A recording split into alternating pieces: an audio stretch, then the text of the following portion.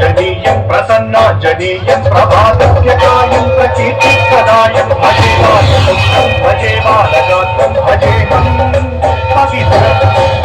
ఈ రామాయణ మహాయుద్ధం భీకరంగా సాగుతున్న తరుణం శ్రీరామచంద్రుని సారథ్యంలో వానర సైన్యంతో విజృంభిస్తూ లక్ష్మణస్వామి తనతో పోరాటం చేస్తున్న రావణుడి కుమారుడు ఇంద్రజిత్ తలని బాణంతో ఒక్క వేటుతో వేరు చేశాడు.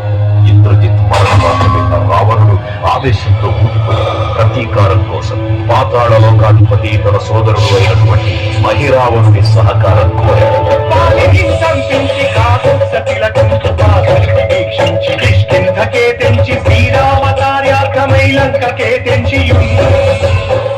ఆ జీవి మకర ధ్వజుడు అనే తన పుత్రుడని మహాసముద్రాన్ని దాటుతుండగా నీటిలో పడ్డ స్వేదవిందు ఒక మొసలి గ్రహించడం వల్ల జన్మించాడని తెలుసుకుని ఆశ్చర్యపోతాడు హనుమంతుడు.